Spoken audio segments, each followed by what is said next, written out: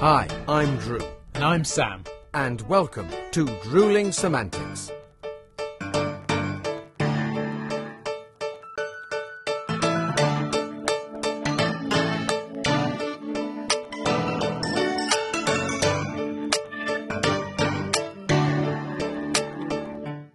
Hello! And welcome to my flat. Anyone on YouTube will understand that we're in my flat. You can see we're in my flat. Anyone who's just listening, welcome to my flat. You can't see it's my flat, but we're in my flat. We're in his flat. Have I said my flat enough? I think I'm going to say your flat now because we're in Sam's flat a little earlier in the season than we usually are. Well, yeah. So we normally find a point later on in the season to get together, have a few beverages, which are cheers, everyone. Golden and bubbly today. Cheers, mate. Yeah. Nice to see you. Cheers. There we are. Cheers. So yeah, we have a bit of a meet-up. We normally do some podcast admin and some planning and some working things out. Today we're here not just for that, and the reason we're here slightly earlier perhaps in the season than we normally would be. Do we mention it? I think we have to. We're going to give it all our secrets are going to be given away here, you know that, don't you? But it's the F word, isn't it? It is the F word. The F word. Yes. Yeah. And no, this isn't a confession that Drew and I have taken things further than just podcasting partners. No, there's football. There's football on tonight. Yeah. And we're recording this before, so if there are no more episodes from us after this, it's not gone well. But we are quietly confident. We are quietly Yes, confident. we are. We're quietly confident that we're going to have a lovely episode because we've both been away busy doing little bits and pieces, and it is so nice to be together. Something live, something we can, and I don't know how to put this, but we tend to get a little more heated during when we're away. I mean, we're heated enough as it is when we're recording over a certain recording and meetings app, shall we say? Zoom. There we are. I said it. Others are available. I mean, others are available, but it is the only really the decent one, one, isn't it? the best one. And we can say that we had a meeting earlier today, and we weren't using Zoom, and it was alien to us. It was wasn't very very strange. different. We're Very so strange. used to using Zoom, but yes, nonetheless, things do tend to get a bit more energetic and perhaps passionate. No, not passionate. What am I on about? I have no idea. I have neither no do I. idea. But here we are in We're what here. we call this the spiritual home of Drewling Samantics because it is where we mostly get together, in the flesh, have a beer, and get a little more heated than we do over Zoom, as before mentioned, because we tend to keep that a little bit more reserved and considered, and we can't get at each other basically. So No. But yeah. So what are we going to get heated about today, Sam? I mean, first, it's good to be here. It's good to see you, mate. And you. What have you been up to? What have you been doing this week? Well, Since last week. I mean, mainly stuff with you, to be honest. We've done a bit of planning. We've got some exciting things ahead. Yes, as said, we had a meeting earlier, which was very exciting. Some stuff for perhaps a future season or future seasons. And I don't know why I'm really mentioning it now because we can't say anything about it. Because it either A, may not materialise, or B, we can't talk about it anyway because it's supposed to be a surprise and we're not committed to anything. But it is nice for everyone to know that we do put some serious thought and planning into God, these yeah. things. Absolutely. We don't just throw these things together. We like it to look like that, casual, off the cuff. But actually, we do put a little bit of thought in it. So we are planning something a little bit different. Yeah. And, hopefully some really interesting stuff coming up from that. But in the meantime, it's just us two having a whinge. And I do want to have a little whinge today. I do want How long did we make? Is that about 4 minutes? And Yeah, this is something like whinging. that. Go on, what are you whinging Well, about? actually, I'm not whinging because Well, that lasted long. All I am of gonna 4 whinge. seconds of whinging. No, you are going to I'm whinge. celebrating the fact, for me, no, I mean, one of the big things that happened probably over the last 48 hours is the talk about the social media ban for 16s and unders. And I think it's a good thing. I agree there is going to be certain, problems with it and legislating and regulating it, etc. But I kind of thought, well, that's not a bad thing. Then I thought, well, hang on a minute. How is this going to affect, the work that we do, within the industry? And is this going to have some form of effect on our future audience and our future, theatre audiences, and. So Sam, I'm going to throw that at you because thanks, mate. No, I'm a big advocate of social media. Don't get me wrong, but I think as well, I don't know. For me, I think there is a loss of a childlike innocence. There is a loss of exploring things, and it's very easy to get caught on that screen. Doom scrolling your formative years away. So I'm kind of thinking, I do realise there are going to be problems, and I do realise that anybody at 16 and under listening to this podcast is probably sitting there going, "You old fart and bastard, you've ruined our lives. I live on Insta and Roblox." But I kind of think there's something good about it.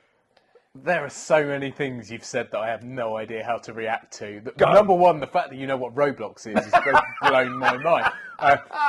We'll look over the fact I'm pretty sure that's not been banned because that's a game. It's not been banned, but it is. There'll be like there are ways of and also you can communicate with other people. Yeah, on a social level rather than just a game level. I mean, it's intriguing, isn't it? I'd go as far as saying probably a very small portion of our audience are under 16. Oh gosh, yes. I thought so. And if you are there, we're very glad to have you. If you are, you won't be watching this on YouTube, or certainly not in the future, because that's one of I think YouTube, TikTok, Facebook, Instagram. I can't remember. There's a couple of others, I think. So it's a very interesting one, and I'm also going to pick up on the fact that you said you're a big advocate for social media, because that's a downright lie. You fucking hate it. I know where you're coming from in that the industry we work in is very interesting in that go back 10 years, 15 years, social media played little to no part in what we do. Maybe I'm getting sort of numbers wrong there, but this is sort of a vague sort of guesstimation time-wise. But yeah, about, let's say 15 years ago, I was very early stages of my career, and I don't think social media played a big part in it in any way, shape or form. I mean, you shared stuff on there and people might like it, but you certainly wouldn't have used it as a platform to try and get more work, I would say. That's obviously changed as years have passed, and now I get work through social media, through the stuff. We've been approached as a podcast through social media. People have seen us and discovered us through there, and then we've had comments and messages, etc., etc. So it definitely has its use. We've also talked before, and we may reference it again or discuss it a little bit more in detail, about it's something we hate. The fact that now having a social media profile or having a certain amount of followers can get you work. I mean, we've both seen castings where they've said to apply, you must have a social media profile, i.e. you must be able to bring a certain amount of followers to the party. And I get why that is, because the company that's doing that or the production team that's doing that are going, right, well, we want as much exposure as possible. If we're bringing in people who have a following already, then that's guaranteeing us a few extra numbers. It's no different, in layman's terms, to big celebs doing panto.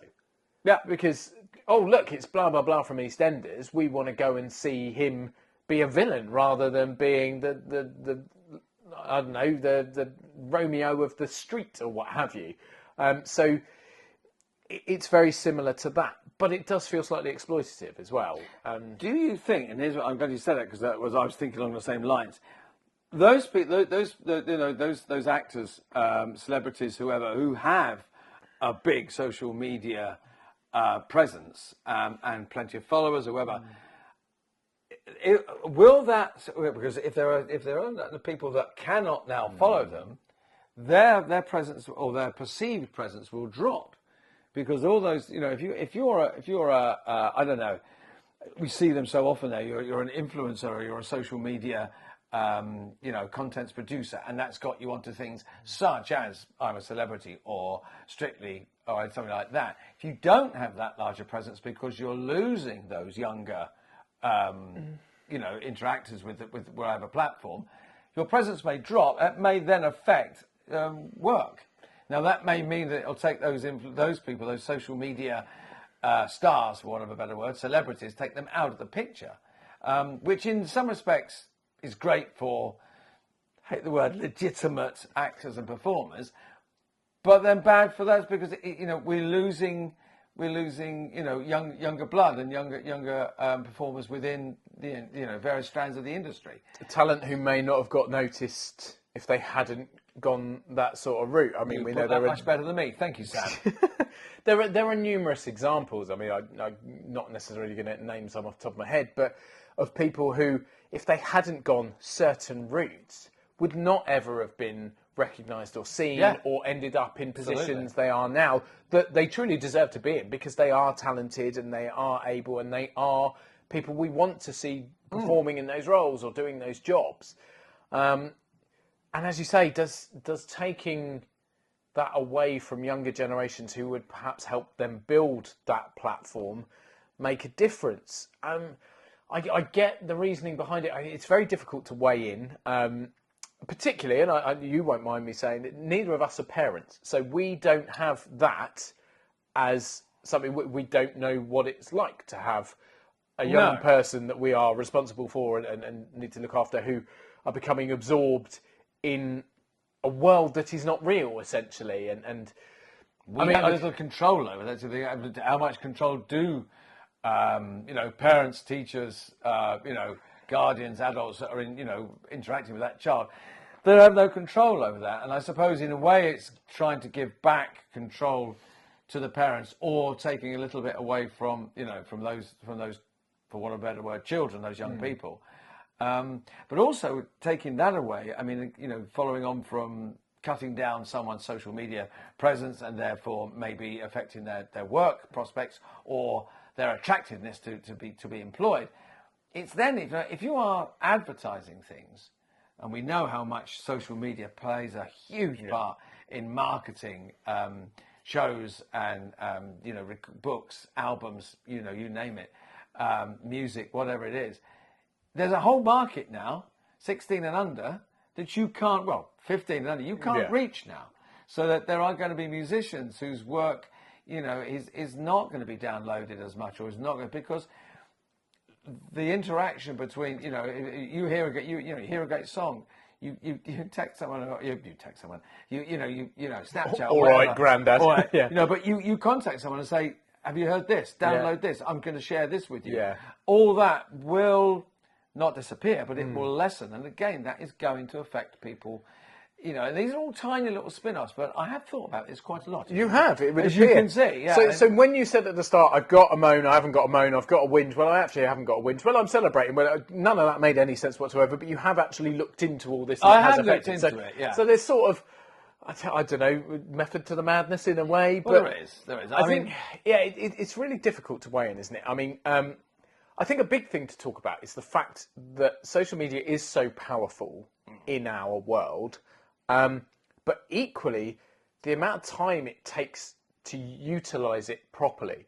So, our followers and viewers and listeners will know that we do use social media. We are on Facebook, we are on Instagram, and we are on X or Twitter or whatever you want to call it.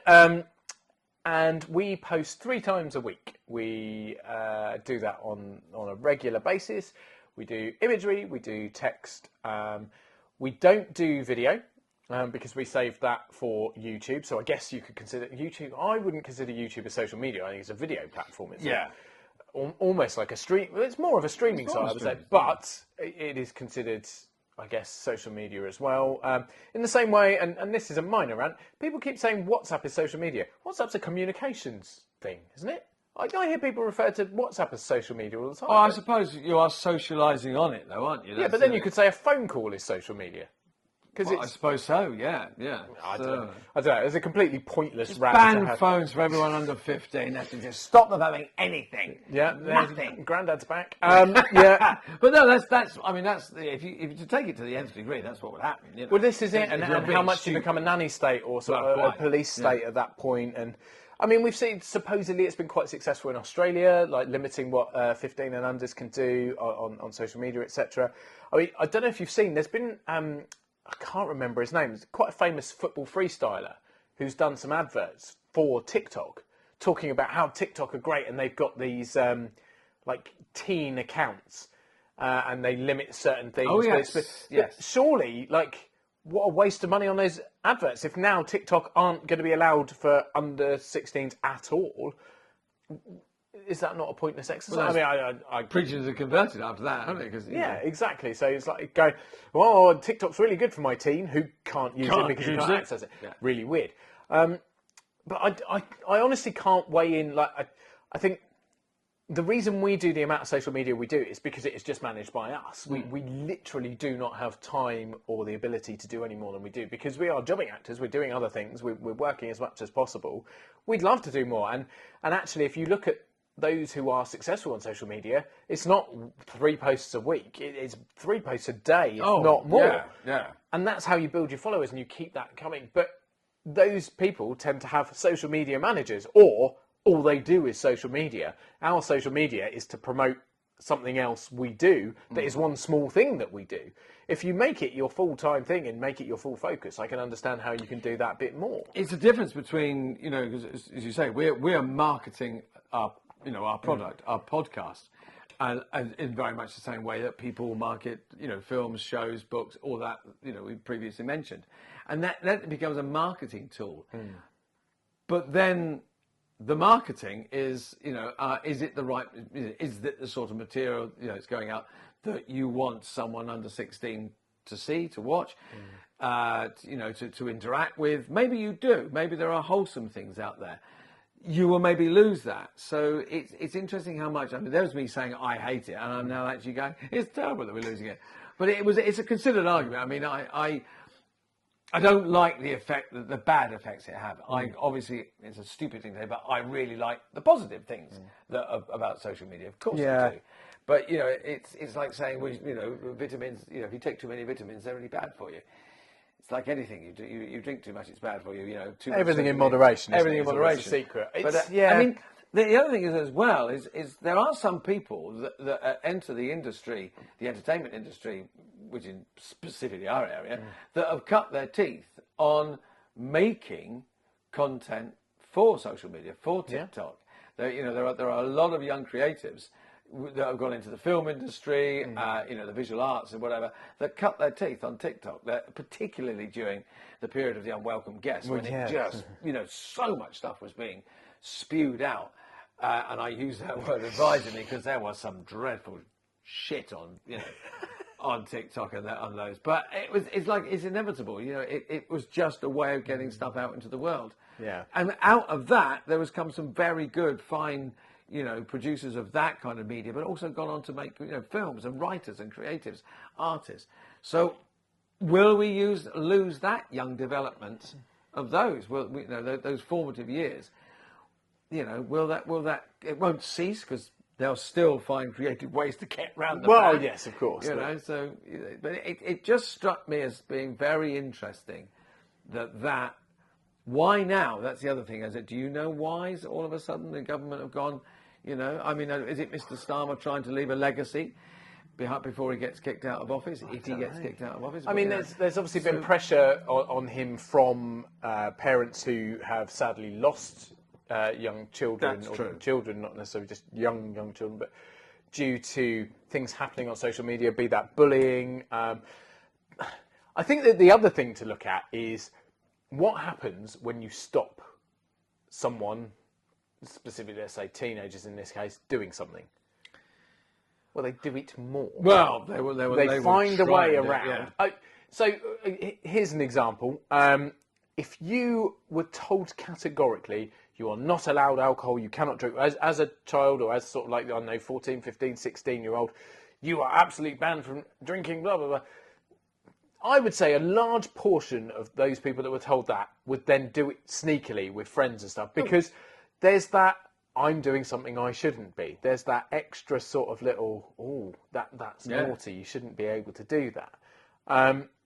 So by doing it, I mean, there will be workarounds. People will find ways around it. I mean, I'm pretty sure most social media sites already, before any of this is, and actually as far as I'm aware, the ban hasn't happened yet, it's just they've decided it's going to happen. Yes. But I'm sure most of them you have to be over 13 anyway. Or something like that. But how many do we know lots of children under that age already have it, because all they do is just go, yes I am. Yes I am. Yeah. It's like any website that you must be 18 or older to enter this website or what have you. Yes. Well, how are you going to check? I mean, now they're bringing more sort of advanced things in that will check for ID and stuff like that. And I guess, but there will always be ways.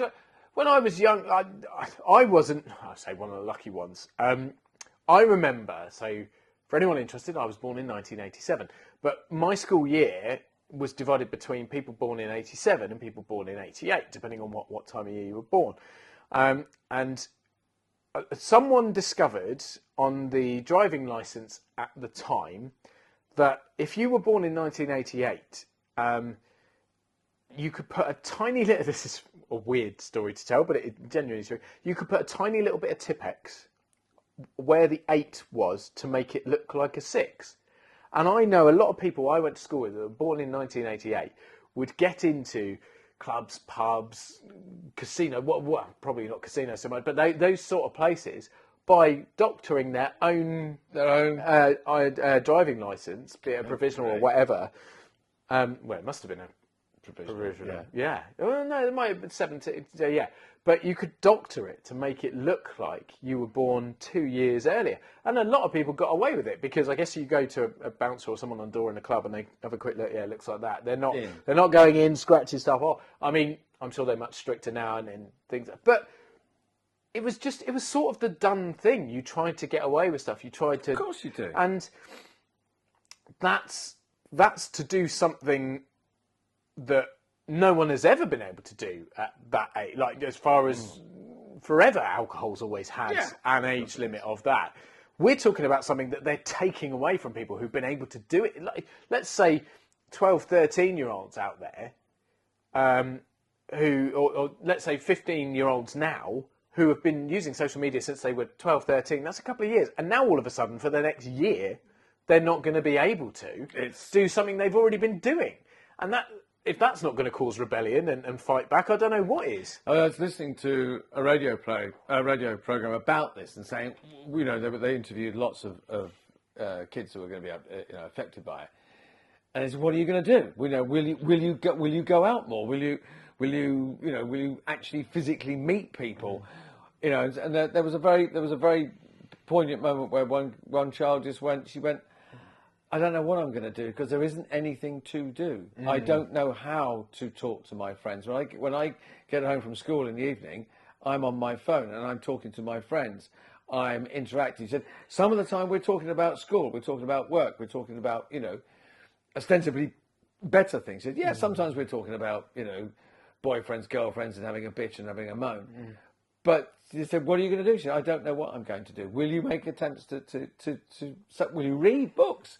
Will you maybe watch TV? I know someone was absolutely scandalised. One of the lads was like, TV, but there's only a few channels, isn't there? I mean, they had no interest in watching terrestrial TV. I think the thing is that how... there will be workarounds. People will find ways around it. They'll also find loopholes in that, as we've already established, they've mentioned certain social media sites, but not all of them. So will that not just mean a mass exodus from all the ones that can't be accessed, and then all of a sudden many more doing another one? Will someone sneakily create something that gets used and they keep trying to ban it? I mean, there's so much that could happen here, and I realise we're sort of drifting into the realms of politics and normal stuff, and we're maybe veering away from stuff we normally talk about, but it is all very much connected, and it all stems back to that what you were saying, where will we lose an audience, not us personally, but the industry in general? Will there be a drop off? Will there be less people going into the creative world because they're not going to be able to do things? Or will it actually turn out to be completely the opposite and people just go into it 16, 17, 18, and we don't see an effect? It's hard to say. Will it drive young people to take up the arts practically and creatively rather than just, working via a phone or a screen? That my hope is that it will turn that. It will also, as you said, there are workarounds. There's also make some very creative people out there, work around how to get into social media, and there's a way. And it will make a proliferation of all the people, the ID companies that you have to prove ID, and it's going to become a camp that we are all going to have to prove our age to get into certain sites and to certain platforms. So all those companies that you can have an ID wallet and you use that wallet to ID yourself into all different platforms, they're going to be, oh, they'll be laughing. They're going to be laughing, and it's not going to be free. There are going to be subscription. There's money behind this. There's money behind that. There's money behind that. Yeah. But there's my little soapbox moment for the week. Yeah. And although I climbed on my soapbox and it appeared that I was denigrating social media, I actually came out in a little bit of defence of it, didn't I? Yeah, I think you're just generally confused, mate. I think I might be generally confused, but it's one of those things that was a big thing, and I thought it does affect, as we said, the way, our industry is advertised and the way that those connections are made. But I got something else, and even more serious, and genuinely serious, or genuinely serious? Oh, right, no, genuinely serious, and I'm going to be very, very circumspect about how I deal with this. Most people, may have heard that there have been serious allegations of sexual abuse on Married at First Sight. And I'm not going to go too much into that because I don't know the legal ramifications. And of course, these are at the moment allegations, nothing is proved. Yeah, I mean, obviously, but by the time this goes out, things may have updated. But at the time of recording, there have been accusations made, from what I understand, and they're now looking into allegations. Allegations. I think it's something. These are alleged. So what? But an accusation is pointed at someone. So you would accuse someone and make an allegation. I don't know. So no, we're not an English podcast. Anybody want to clear that up for us? Clear that up. Yes. But essentially, things have. It has been suggested that things have happened that people did not want to happen. Yes. I mean, certain allegations about sexual misconduct.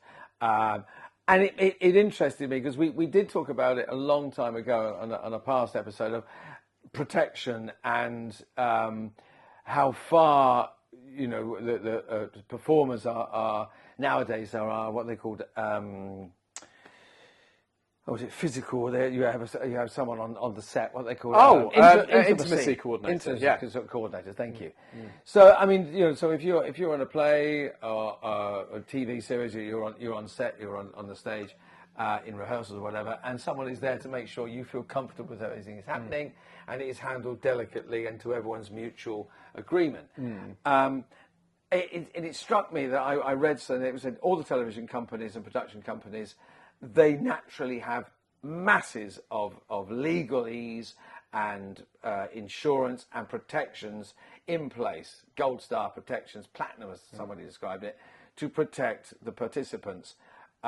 Who, of course, have probably signed some form of contract, disclaimers, some form of all waivers, sorts of things, disclaimers, NDAs, all that.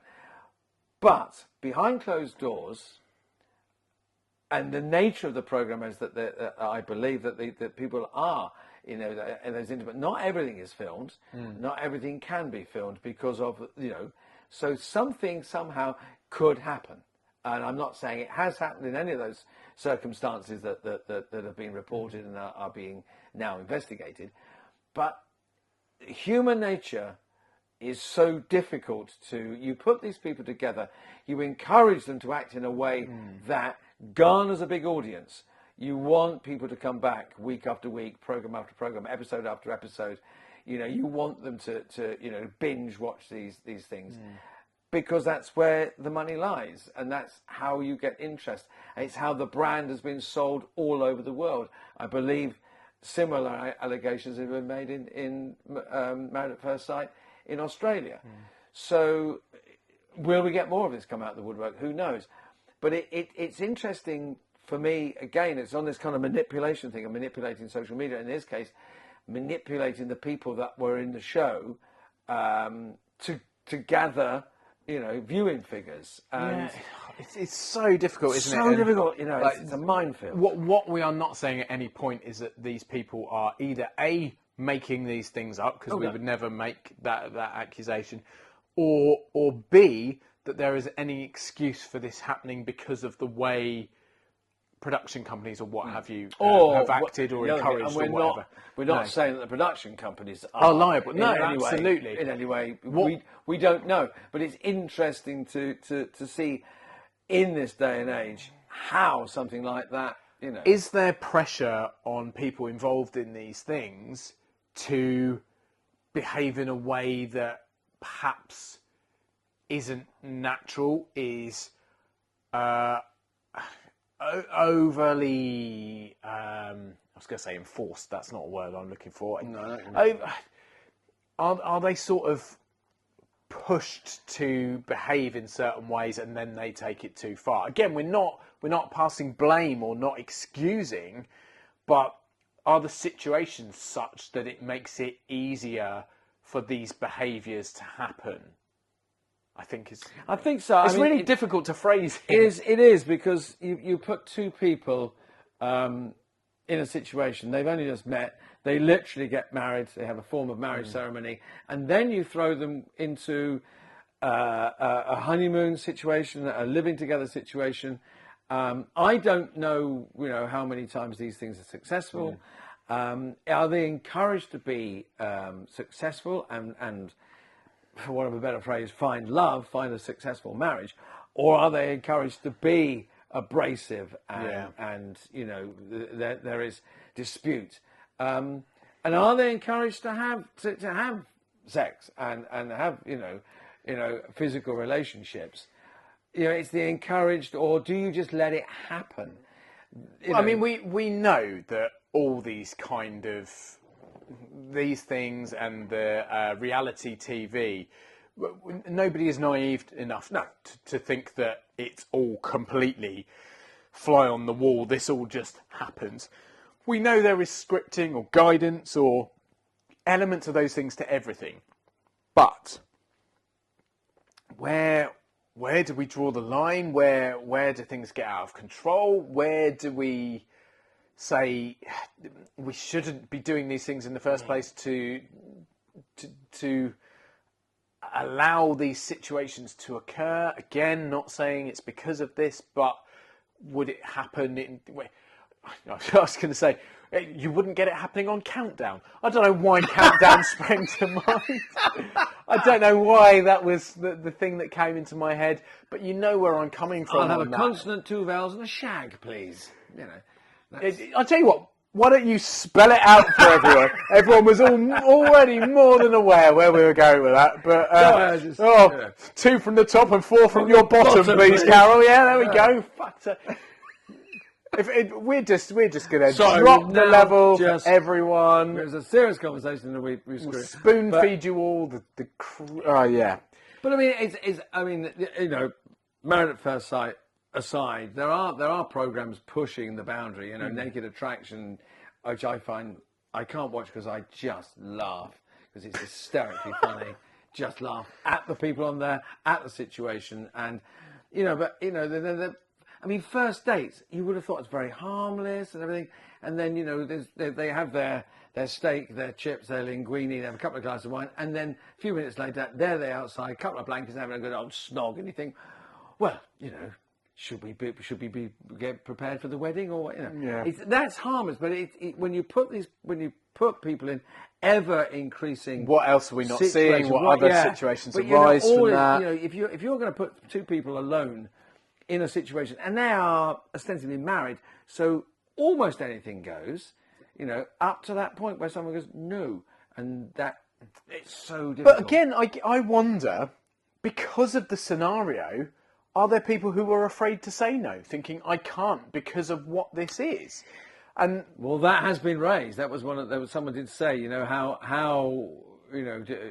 far I felt I had to. I felt I had to because I was part of the program. I hope, I trust the production companies have gone right. Anytime you feel uncomfortable, whatever, you can go, you can leave. I hope that's in place. That has to be in place, surely, because we're all entitled to say no and go. But, but then we don't know until you're part of these things. You don't know exactly what goes on and how it's all worked, and it's extraordinary. And we're also not saying that these things should be completely banned. We're not kind of going these. I mean, I can't stand any of it. It's not my personal level of entertainment. But you can see why people do get addicted to watching it, and why people are so invested. And again, is that a pressure? Because then the production team think, well, we've got to keep this level up, so we've got to keep it more and more interesting and more shocking. And then do they then put the pressure on that? And who knows? Unless you're truly involved, it's very hard to sort of work out what's going on. And there are no, going back to legislation, there's I mean, apart from the obvious rules and ethics that you have as a human being, and then you have the legal thing, but there are no rules for this sort of stuff. This has just been discovered, and until it goes too far, until there are, test cases and precedents set, people are at a risk because no one knows. There's a program I watch. I don't watch it. I do again. I do watch it. It's hysterical. Is it Naked and Afraid? And they send. And two naked people, they take them into the middle of the jungle, and they take them to some very extreme places. They strip them of their clothing. They give them a basic bag, and I have to say everything is pixelated out, so you don't I've not seen it. I tell you what, something came on the other night. I was watching on TV. Dating naked. That's it. Nothing's pixelated there. Nothing's pixelated. Well, I was not prepared for that. Anyway, do carry on. But it's not the fact that these people are naked, because I only say if you strip someone away of all their protections, how will they survive? And that's ostensibly what it's about. But you put naked in the title of something, people are going to watch it because, oh my God, there's people that are going to be naked. Yeah, and then they pixelate it out. So then you go, okay, so now I'm just watching two people who have no protection, and there have been some. I mean, what would possess you to do that? You've got to be extremely brave or extremely stupid, because there are some very dangerous situations. People have had horrendous injuries, or they're getting bitten by mosquitoes. Are they really that dangerous though? Because surely you couldn't create that scenario if it was truly like that. It's like, and it's very much not like it because they're celebrities and they're not naked, except some of them do to try and get views, etc. But I'm a celebrity, get me out of here. Yes, some of the things you go, shit, that's no bloody. But they've always got safety experts, and people all around to avoid anything seriously going wrong. There is a level of jeopardy. Yeah, but you're never truly alone, are you? Because there's a bloody great big camera team sitting there. Well, there is that, yes. And they do have doctors and medics on hand during these shows, this Naked and Afraid. But, I mean, there have been some awful injuries and terrible situations. You watch it and you think, I mean, what are you doing this for? I mean, it's probably getting good ratings. I mean, you got me at 1:30 in the morning going, oh, they've killed a turtle, they're going to eat it now. Watching this stuff, and it's like, I mean, needless to say, and forgive me for any of our American watchers, listeners of yours, but they're all bloody Americans that do it. They're all mad. We're alienating again with one background full circle. Goodbye, North America. No, but it's an American program, and much in the same way that Married at First Sight is a British program, and blah, blah, blah. But it's extraordinary. And again, it's like, how far do these production companies go? And, but are they under pressure again to do that? Because there's another program that does what they do, but it does it naked, or does it with people on fire, or does it backwards blindfolded, and there's always something that's pressurizing you to go to another level or to step the game up. And is that part of the problem? Like, how do we get more ratings on this next one? We've lured people in a certain way. What do we do next? How do we up the ante? Well, I was listening to someone talking about this the other night and saying that we're not that far away now from going back to the Colosseum, and not necessarily throwing people to the lions, but it's like there was the leader of the free world, Mr. Donald Trump, with his UFC, celebrating 250 years with a cage fight, and it's like, hang on a minute. That's just like, we give him a fiddle. He's just like Nero, he's just sitting there like another great fat dictator getting things fucked up. watching these guys fight in the oval. It's like, oh, just put it on in the Oval Room and let's all just abandon democracy. Oh, I'm ranting well today. But that soapbox is getting a good use today, isn't it? But again, like, how far do you go when you've got someone like that prepared to do that? It's difficult, isn't it? It's very difficult. And we've sort of not gone anywhere with this. We've talked all around subjects and stuff. I think what we're saying is, I think we need to be careful. And funnily enough, looking at the social media protection and bringing in this law to protect under 16s, perhaps we need to have a look at some other areas of things as well before they get out of hand and before people need more protection than we can provide. Maybe maybe the ban, will calm things down. Maybe there won't be those extremes thrown at our young people that early that they need once they get to a certain age to take it more and further and further. Maybe it's going to give them, not that they don't already have, I'm not denigrating our young people, but maybe it gives them a conscience earlier. Maybe it gives them time to enjoy growing up and not have all those pressures for appearance and likes and friends and all that puts so much pressure on those kids. Maybe take that pressure off them. They get a chance to get some space to breathe, and they won't need Naked and Afraid and Married at First Sight in the future, because they're a lot more calmer. They don't need that. Maybe that's where the argument is taken. Potentially. So is it a good thing? We don't know. Is essentially that, but we'll be following it because we may well see the effects of it. I think the thing we can definitely say is that if it starts protecting young people and we see a decrease in suffering, be that through bullying or through silly trends and dangerous challenges, then it can only be a good thing. But we also will see there are side effects which will affect people negatively from it as well. Of course it is. So I think we just need to be very careful. It'll be interesting to follow where that goes.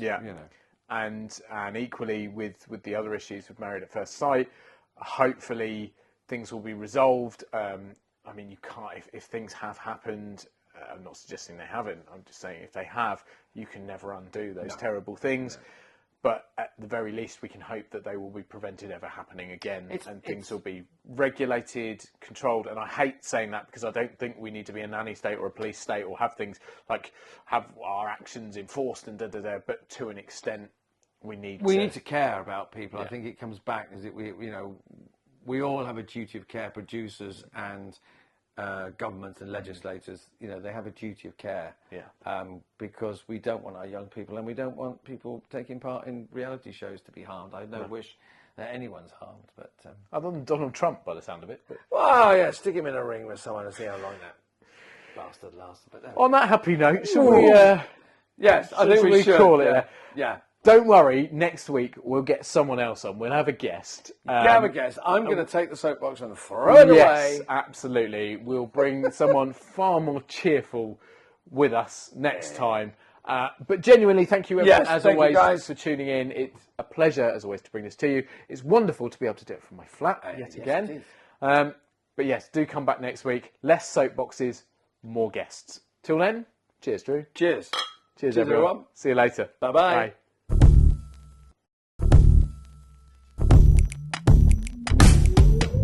Thanks again for watching this episode of Drewling Samantics. Please make sure you subscribe to our channel and turn on notifications so you never miss a new video. Don't forget, we're also available as audio only. Just search Drewling Samantics in any good podcast app. And please support us on social media. All our links and handles are on screen now. We love welcoming new followers and subscribers, so why not share with your family and friends so they can join in too? Thanks very much. See you next time.